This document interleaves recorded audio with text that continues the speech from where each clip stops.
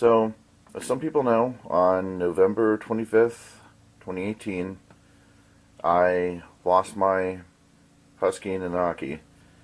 Um, it was a really, really rough time. I'm still going through a rough time losing him and trying to cope with it. Um, this is something I wanted to put together for a little while now, and coming up May 25th here in almost a week now, it'll be 6 months.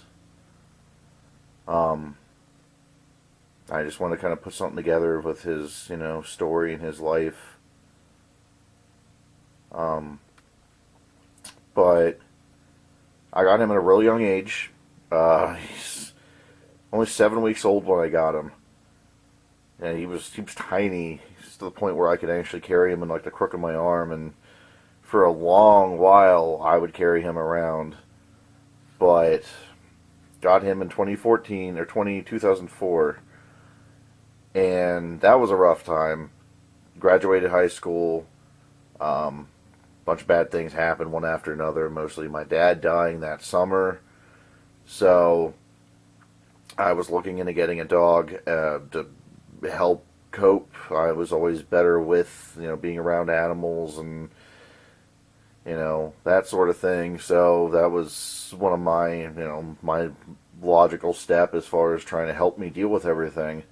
So looked into it, and I had thought about getting other dogs, types of breeds in the past, and I had settled on huskies.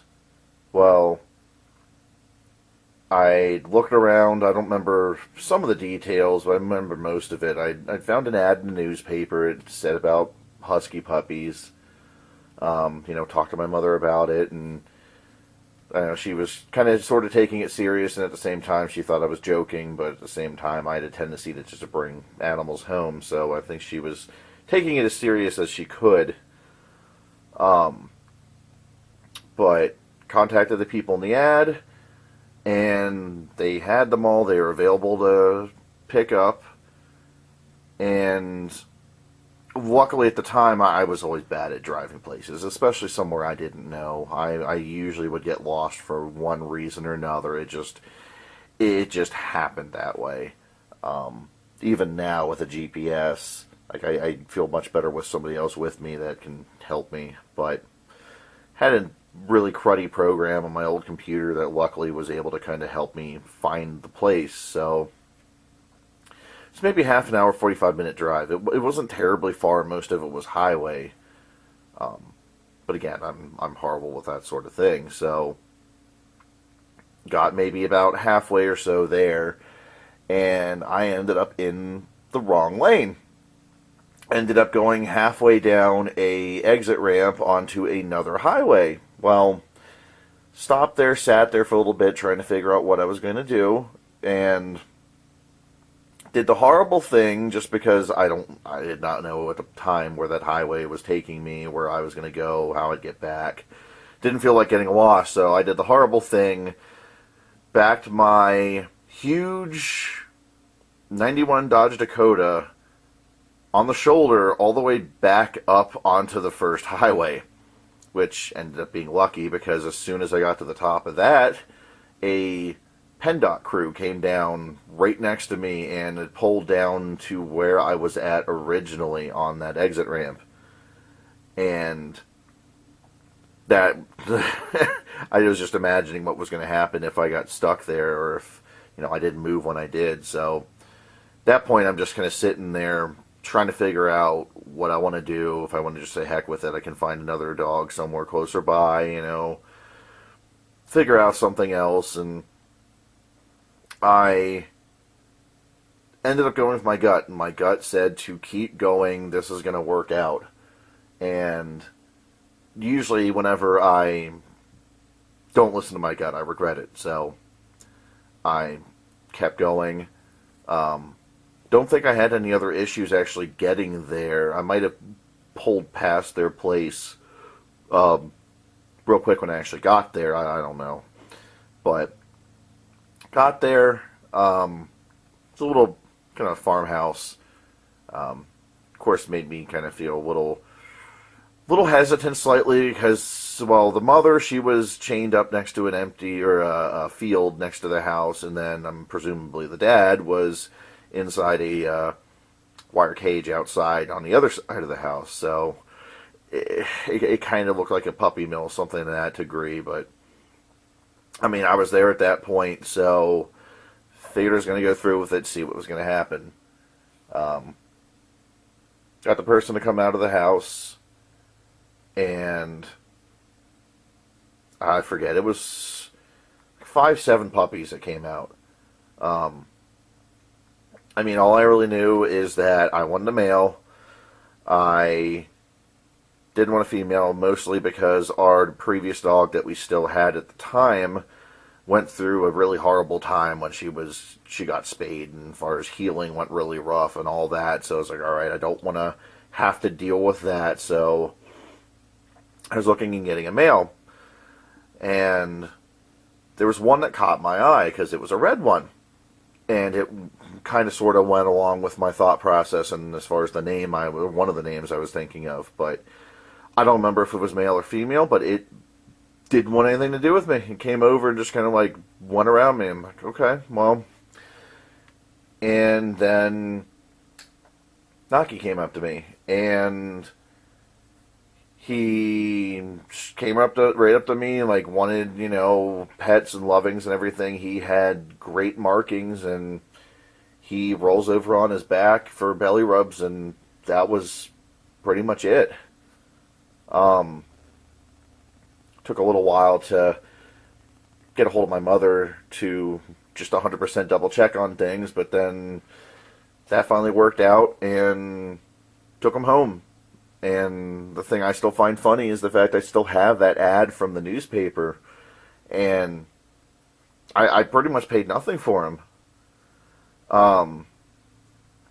It was just over $100. I even had to talk them down a little bit because I only had so much money on me from my paycheck, and I forgot about putting aside money for food. I put money aside because I had to fill up gas before I got there, and then like 1 or 2 other things, and then him. But luckily that all worked out, and then it was a long, long ride home, which was me pretty much trying to figure out what name I was going to give him. And like I said, I eventually settled on a Naki, which, I mean, kind of turned into one of those things where he'd only hear that if he was in trouble or something. Otherwise, it was just Naki. Stopped at my grandmother's house on the way home. She fell in love with him right away.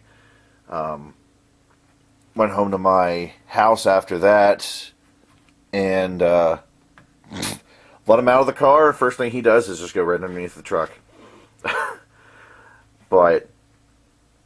And then that night it turned into, I had a big dog crate for him. I had everything set up in my room I shared with my brother, but he ended up being really, really whiny. It was probably a combination of him being alone, along with, I would keep him in the crate, and he stayed in the crate at night for a while. Mostly because it took a while to house train him. But what I ended up doing, I moved downstairs into our extra room and slept on the couch or the air mattress for years. But that first while, it was pretty much, it was like a kid. He like I said, could not hold it at all. So it was waking up multiple times a night, letting him out. I'd carry him outside, bring him back in, play with him 15, 20 minutes, let him out once again, and bring him back in, and he'd be out. I think I usually did that like 2, 3 times a night, typically, something like that. But he had a good time growing up, at least in his, I guess, puppyhood or whatever you'd want to call it. We lived on a farm, and for at least the first 2 years of his life, 2 years of his life, he was on that farm. And the good thing was, well, I mean, there were roads going around it for one thing or another, but the main road where all the traffic was at was, a good ways out. So he would pretty much have free roam. which kind of worked. It was kind of, I know, stressful at times because he'd go in a field and try to chase after a horse or groundhog or something he might see out there, but I was able to get him back. And I think that was one thing that really helped him to understand to stay by me. 'Cause that's one thing is, and everyone was always surprised by it. He was pretty much the only husky I ever knew of that I could take him off leash and he would stay pretty much by me. If he didn't see me, he'd start looking for me and start trying to run back to where he last saw me at and find me. That's how much of a connection we had. But he had a long, adventurous life. A lot of his early years were spent at a dog park, like 20 or so minutes down the road. The horrible thing where, I took him there when he was too young. I know I shouldn't have, but I had done all the research and everything as far as, needing to get him to socialize properly, and I didn't want him for some reason to be scared of, other people or dogs or anything. So there are lots of mornings and nights where we would go to the dog park. And he loved it. I mean, heck, during the winter, we'd spend I remember spending winters there for 3-4 hours sometimes, just bundled up and watching everybody else come and go. And he's still going around, and he'd sleep on the way back to the house, and then he'd be up again. Like I said, it was as soon as he knew when I was grabbing that harness, especially when he got used to going to that park so frequently, it was almost always him getting excited and knowing what was going on, especially if I got it and I woke up at a certain time, in the morning. And he met lots of friends there. He always played really, really well. I mean, he was... I think a little bit of me rubbed off on him after a while because he got to the point where he kind of liked to go there and just explore things a little bit, and then he'd just, want out or want to go home. So, especially during the summertime, I mean, it was kind of nice as well because we'd go from going to the park and we'd go into the creek that was kind of right next door, and we'd kind of keep jumping back and forth every 15-20 minutes, and that was always great. He loved going in creeks. He loved swimming. But that was always the weird thing with him. The very first time I took him to a creek to go in it, he wouldn't go in. I had to pick him up and put him in it. I think because of the fact that he got 1 to 2 baths prior to that, and for some reason he was always weird when it came to something like that. He didn't like getting baths. He didn't like the rain. He didn't like getting his paws just wet outside. But like I said, I had to carry him into the creek his very first time he went to it, and he pretty much loved it instantly. Especially as soon as he learned that, oh, I'm not getting a bath, this is just fun stuff I can do.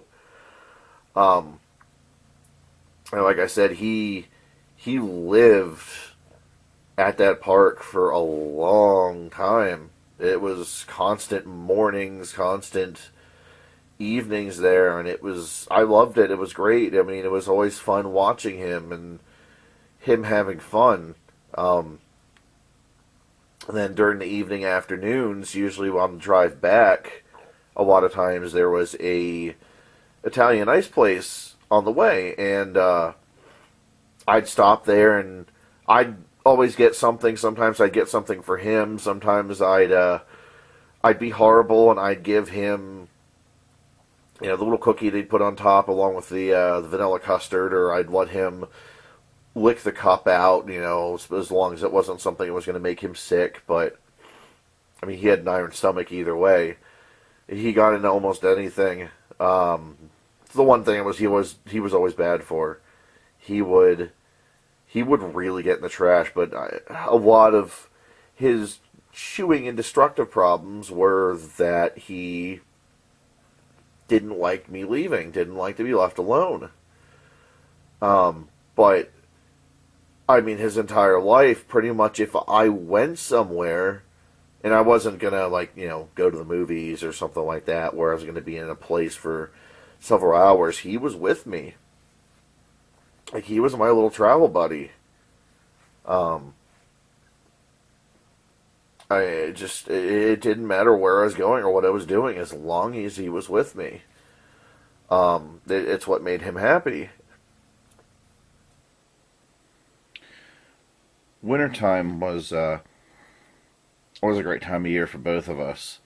Um, Him obviously being a husky, he was accustomed to the cold and would do a lot better in it. And I, in general, just would love the cold weather. I'd always go out and the snow and be out there for hours, and it was something that was we could do together that we both enjoyed.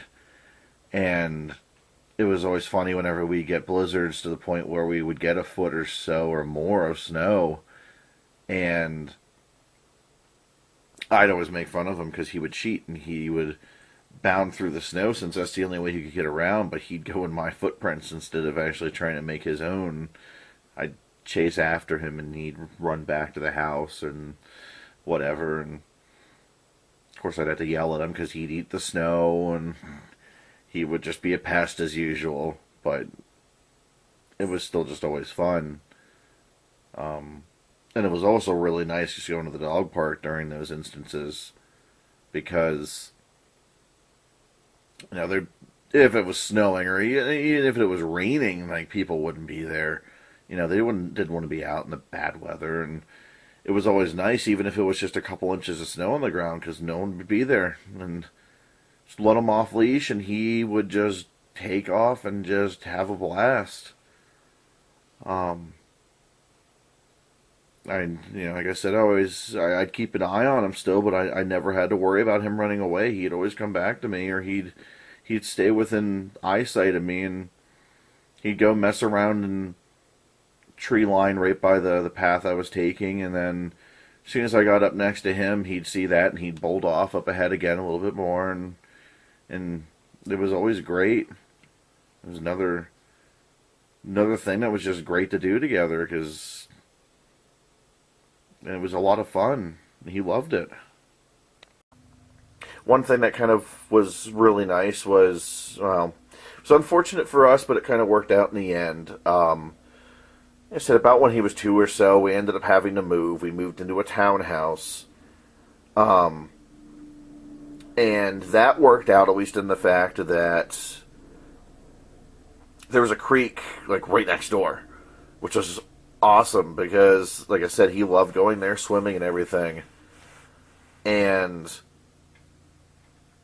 it was warm compared to the other one at the dog park, but the dog park one was fed by a cold spring, but it was still water. And like I said, he loved to swim in it, and it was right off, behind some of the houses, so it was easy to get to, and we'd go there pretty much as frequently as I could. I mean, if I wasn't working or if I, didn't have anything else planned, we'd go down there. And the other thing that was always nice was, for whatever reason, development was really far off the main road. Like, it was literally a mile from where the townhouse development started to the main road.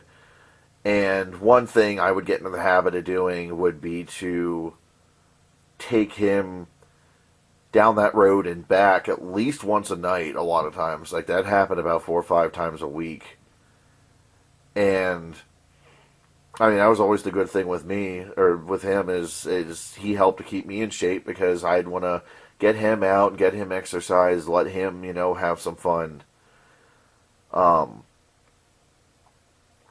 the one thing that I still laugh about that I'd started on his very first birthday, and he always had every year, is he would always get steak on his birthday. Um, it gradually increased as he got older. I think his last 2, 3 birthdays, he had steak and at least chicken and or pork with it as well. Um, but I mean, aside from having the occasional random meats or something, he never had any table scraps. I mean, that's one thing I was really stern on. I seen how that affects dogs. It affected our other dog that was alive still for a while when he was around, and I couldn't do that to him. So he that was something he never got, which he was a horrible mooch. He always was, regardless. But I mean, that's something I know sometimes you can't prevent one way or the other. I mean, especially if I still give him some kind of table scraps, even if it's stuff that he's allowed or supposed to have. In his, I guess, second half of his life, essentially, was when I moved down here into my great grandmother's house, which was, again, it was a big, big change. It was unfortunate that we moved so far away from where I was. He couldn't go to the dog park all the time, but like I said, he was kind of gradually getting to a point where he would play with certain dogs, or if he knew them, he would play with them, but he didn't necessarily want to um, like be in the dog park area and like play with them. Like, he'll be in there for a little bit and pretty much get bored, but then if I let him outside the caged area, then he'd just go and he'd have fun. Um, but he still enjoyed it down here. He, could do whatever he wanted around the house. There weren't any neighbors really close by, so he could go, in the backyard, in the empty lot next door, behind the house.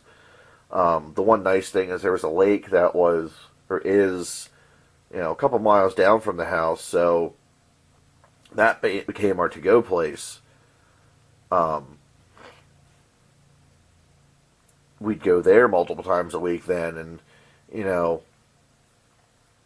go swimming or walk him around it, and, every once in a while I'd go back to his old park just to, see some of his old group or something like that, or for him to, to have fun or that sort of thing. And,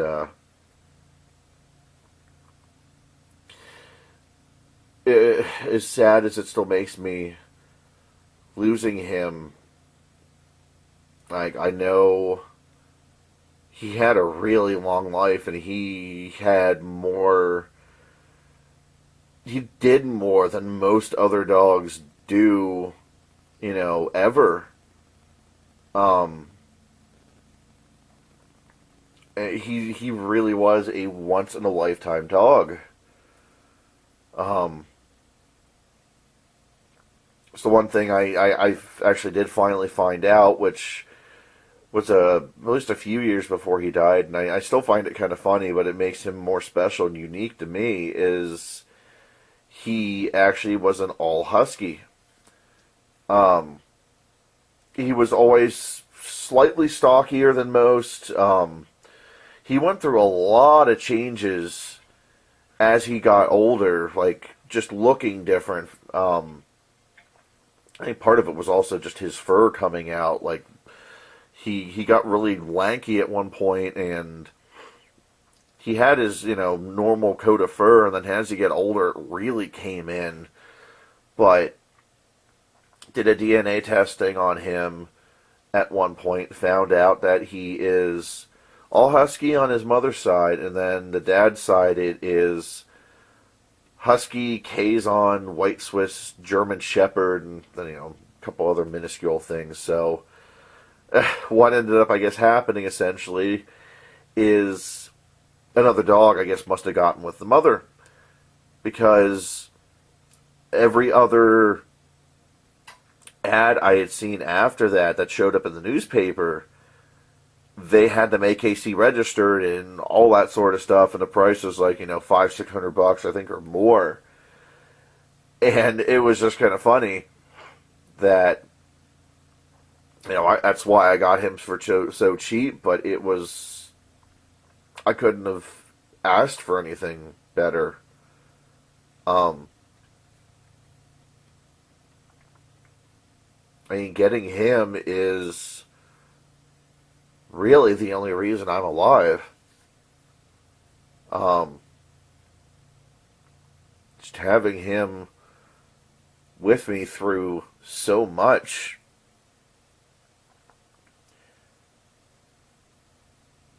Like, I don't know what I would have done or where I would be if I didn't have him. Um, Especially moving down here, it was always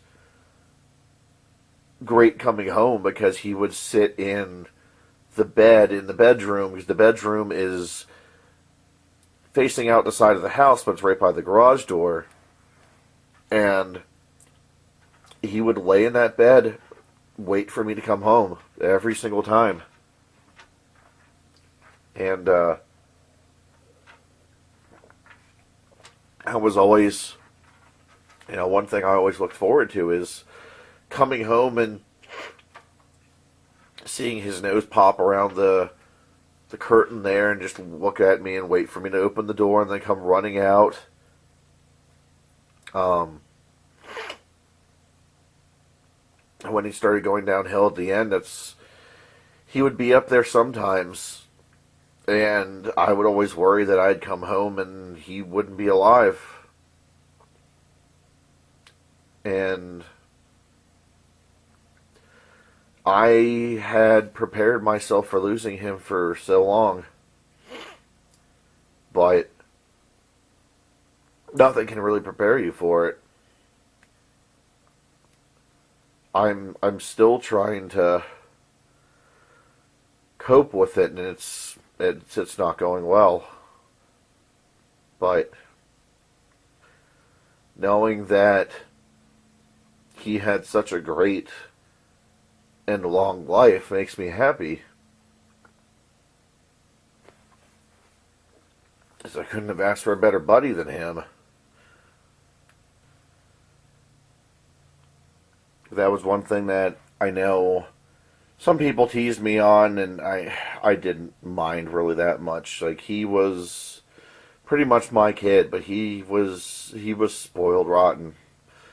He would get everything he wanted throughout his life. He would usually, the one thing he still really liked, he was never terribly big on toys. He would sometimes go after tennis balls. He'd sometimes go after frisbees, something like that. But one thing he would always go after for most of his life were the big rawhide bones, and I'd be horrible, and I'd get him one of the big 3-foot ones so that he would bang into stuff, and he wouldn't get it into his dog crate because he'd try to pull it in there, and I'd get him some of the cooked pork bones or whatever the heck they were at the one shop down the road here, and he'd tear those apart. And like, he was just so spoiled, but he didn't deserve anything less than that. So one thing that happened after I'd moved, that was kind of a new experience for Naki, was he was always used to cats. He was used to other animals. That was never an issue. My brother had a cat, and they got along real well. But he wasn't, used to it. It had been a while, actually, since they had kind of been together. So one thing I ended up doing was I got Britt a kitten at one point. And that was a really funny situation because Naki, being 50 so pounds, was scared of this little, like, 1-2 pound kitten that I brought home. And he would shy away from him and, act like he was being punished when we put them together and everything. But they kind of grew. He got used to him after a while. Just had to watch him because he tried to play with him, and Naki, not knowing his size, would bat at this little tiny kitten and almost inadvertently hurt it. But after a while, when the cat got older, they would really play together well, and it was funny. And Naki would put up with it and, play with him back, and it was great just watching them two. I know one thing I talked about for a while and thought about was, if I had the money, would I have gotten him cloned? And I keep going back and forth on it, depending, I guess, on how I'm feeling and that sort of thing. I mean, one day I would love to. Next time, no, I can't do that. That wouldn't work out one way or the other, but I know it wouldn't be him. And I wouldn't be able to replicate everything to get him to be the same dog. And I think that would just disappoint me in the end. Because I want to keep him in my mind how he is and how he always was.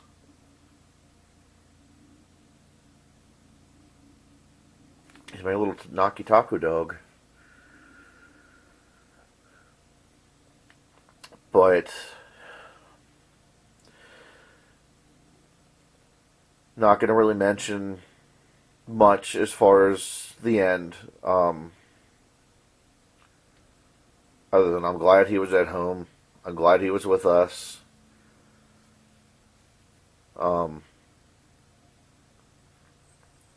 After he died, I found a real nice place down the road. We got him cremated. I couldn't bury him in the yard one way or the other, because if for some reason I'd have to move, I could not stand leaving him there. I would have to bring him with me, and I don't think I'd be able to dig him up one way or the other, even if I put him in some kind of box or coffin or something. So he's cremated in a nice urn. It's sitting up on top of the entertainment center. It has his photo on the front of it and some of his things on the inside of it as well, since there's a little flap I can open and put things in. And a couple of his toys and his harness and clipping of his fur and some cards I got from some people just around him. But every time I go to work, I say goodbye to him. And every time I go to sleep, I say goodnight to him.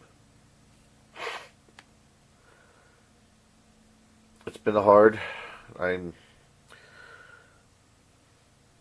miss him a lot, but I know he'll always be with me. I'll never let him go. I just wish he's still here.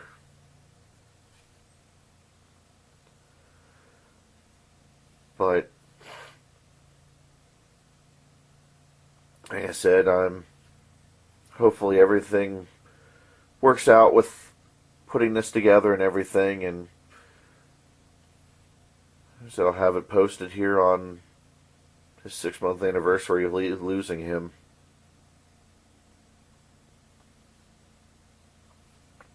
I count the days that he's been gone. I cry over him every day. I just miss you so much, bud. I know you're always with me.